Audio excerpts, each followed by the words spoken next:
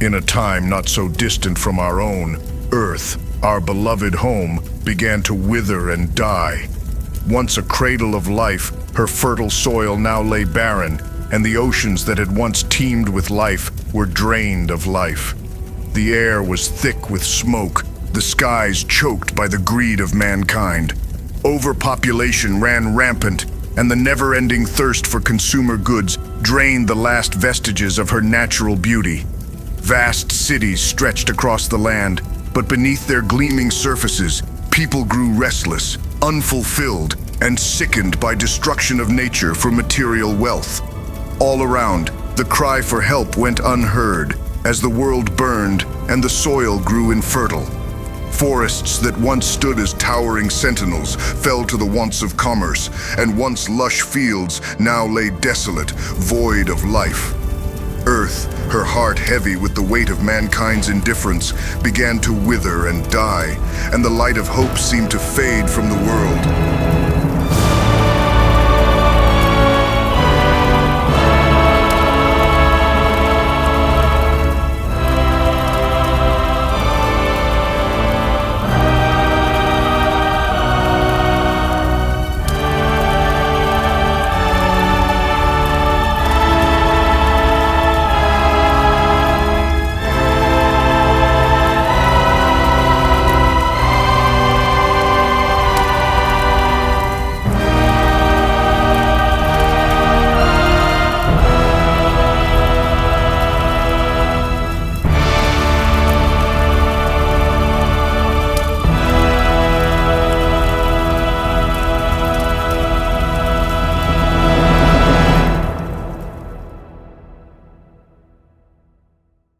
Yet amidst this bleakness, a flicker of hope remained.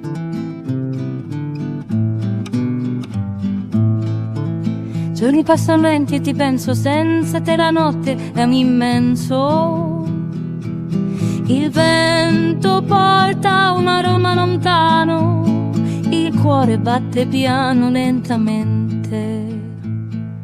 Sento il tuo amore e ovunque vada. In terra straniera ti voglio qua. Sento il tuo amore e ovunque vada. In terra straniera ti voglio qua. In the eternal city of Rome, one man searched for a long-lost secret. The temple of Anima Mundi. In a crumbling library of forgotten knowledge, Mundi sought the key to saving the dying planet. He pored over ancient tomes. There, among the dust and shadows, he uncovered an ancient prophecy that spoke of the earth as a living being, a goddess with the power to give birth to a new world. The legend told of a sacred mountain shaped of a woman, a place where Earth's womb lay hidden, waiting to be awakened, waiting to couple with life to make life. Waiting for a lover from the myriad beings on Earth to spark life anew in the earth.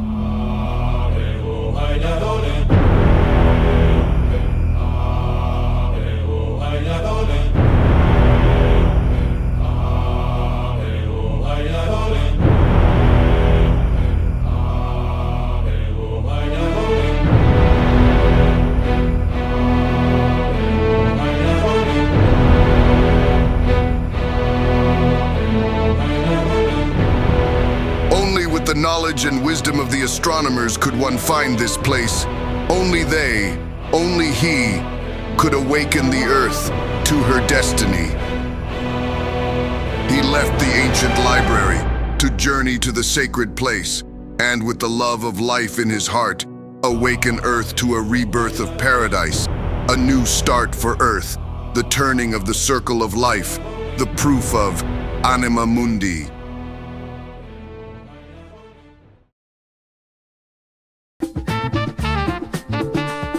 Meanwhile, in the palatial towers of the world's elite, the emperor and a mad professor live in the lap of luxury, each indifferent to the devastation of Earth in their own way.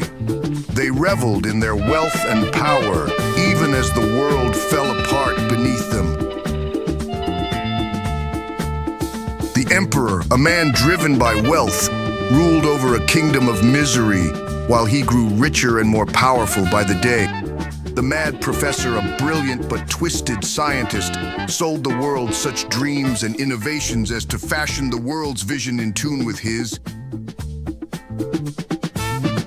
Consumerism would be endless, products more useful and desirable, production lines more efficient.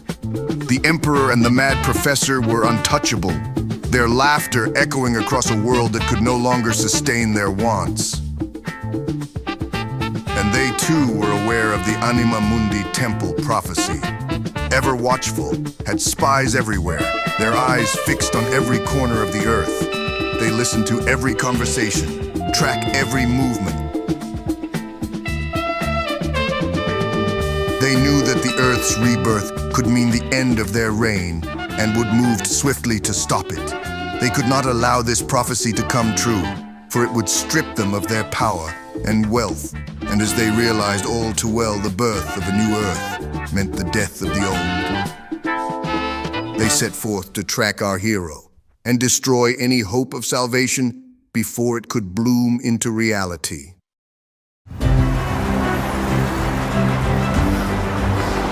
All aboard!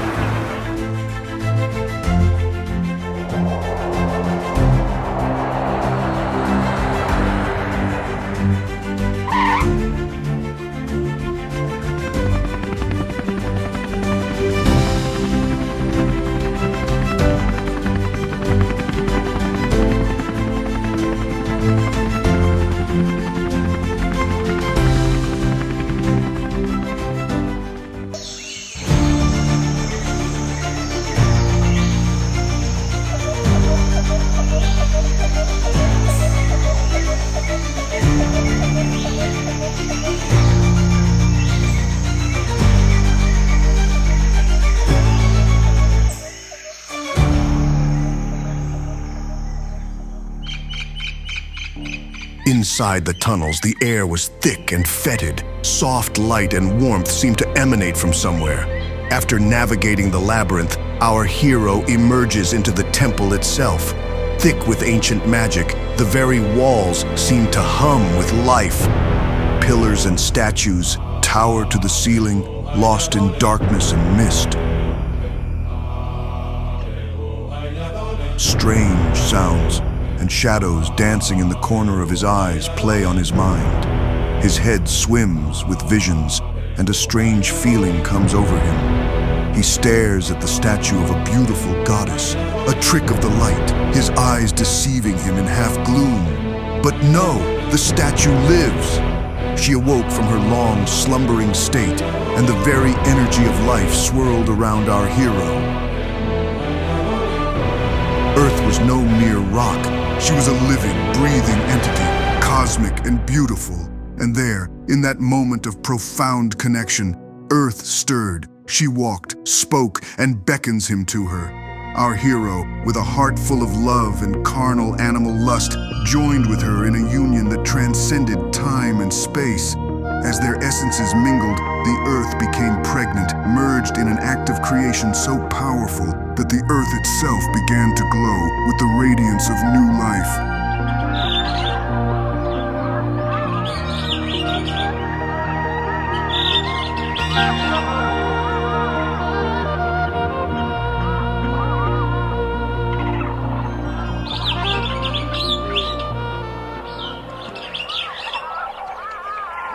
Mundi emerged from the Earth's temple the morning after the night before. Still dazed and confused, he stumbled into the light of the day, feeling more alone than he had ever felt in his life, to find he was not. Let's funk the planet, yeah, baby, let's funk the planet, baby. Let's funk the planet's face, better see, yeah, let's funk the planet's face. Let's funk the planet's face, better see, yeah, let's funk the planet's face. If I can't funk this planet, I'll find another planet to funk some. But the Emperor and Mad Professor would not allow the miracle of Earth being reborn to pass without interference. To kill the unborn new Earth, they would construct a terrible machine, an enormous drilling rig, to bore into the Mountain Earth Temple, to plant a nuclear bomb powerful enough to obliterate the baby Earth, destroying it before it left the womb. Having learned of Ordano Mundi's success in impregnating Earth, they prepared to destroy the new life before it could take root. The Mad Professor began building a giant golden spaceship, a vessel to carry them to a new world, should they fail to kill it before its birth. A giant golden spaceship big enough to store the life of Earth, the animals, plants, insects. Legions of the Emperor's troops protected it, as it was filled with the plunder of Earth, luxury, opulence, and lots of hot women. If the plan failed, they would fly to the new Earth, conquer it, and Emperor Trump would rule forever. The whole planet dedicated to His Majesty, his pomp, his life, his very visage, etched into the surface of new Earth for eternity.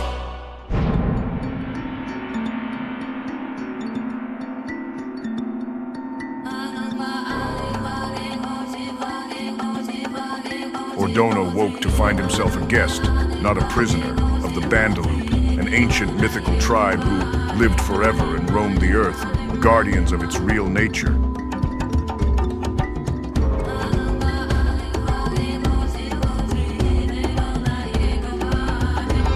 Their chief, a wise shaman, made Ordano drink of the mushroom. People sang and danced, music whirled. His head swam with a strange vision.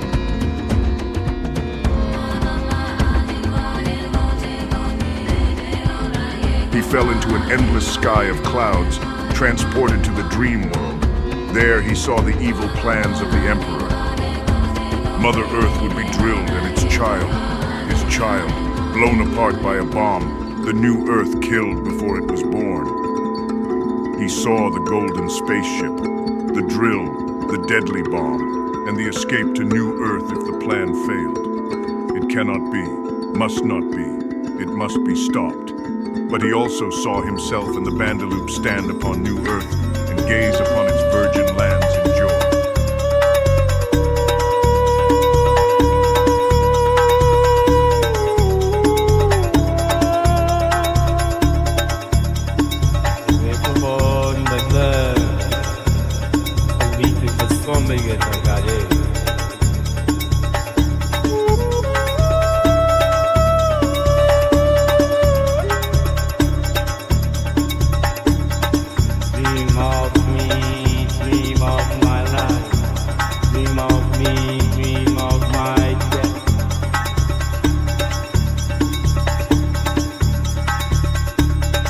Salvation that the stars and the sky of the river and the mountain of the trees and the people dream of me. Dream of me. No more dreaming, no more hoping, no more waiting. It's time to fight the war on Morun. The Bandaloop hailed Ordano as their leader, armed themselves and headed off to battle the Mad Professor for the golden spaceship. To destroy the Emperor's abortion machine and save New Earth. Arriving at the site of the golden spaceship, they charged into battle.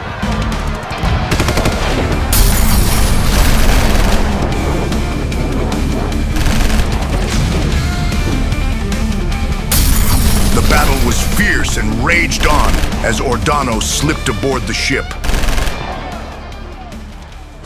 Ordano tread warily through the strange passageways of the ship. The ship itself seemed to be alive. He arrived on the bridge and called out to the Mad Professor, "It's over. The ship is ours. You're beaten." A disembodied voice replied, "The Earth must die, but we don't have to die with it. Don't you understand? We must break free from our planet. We must have our own life, free from this earthly trap. We must have our own circle of life, one which turns with the stars and liberates us from the mortality of planets." I did not build this ship for the Emperor. I am the ship. Ordono reeled with shock and amazement, not a cold object of minerals and metals, but a living spacefaring organism, an exoskeleton for the mad professor, a spaceling. Now get your people on board, and let's go stop the Emperor.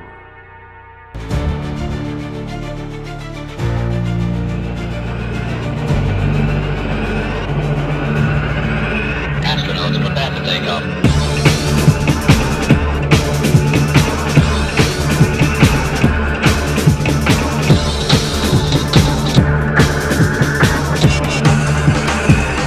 Drill, baby, drill. Woo-hee! The Emperor strode the deck plate of his murderous drill like the ramparts of a castle, supervising the loading of the bomb. Ordono and the Bandaloop sped across the sky in the golden spaceship. Lights flashed, alarms rang, missiles launched.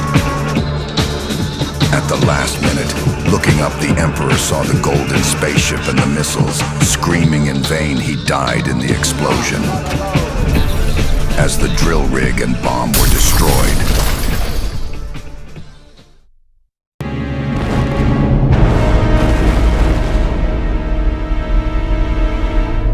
Ordono, Mundi, the Bandaloop, and the Professor shot upward into Earth's orbit. There they watched in awe as Earth was born again, shedding the old Earth like snakeskin in a fiery cosmic cataclysm. With a mighty roar that shook the heavens, Earth gave birth to a new world. Mountains crumbled, oceans surged, and the sky itself was set ablaze as the Earth tore herself apart.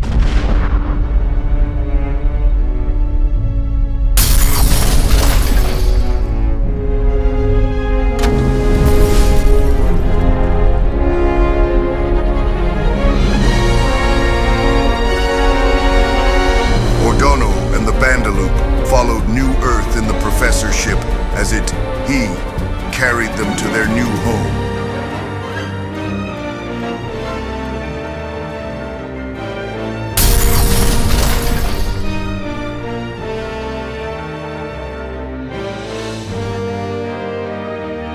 The golden ship set down on New Earth. The Bandaloop and Ordono stepped onto it. Here they would begin life anew. A paradise born from the ashes of the old.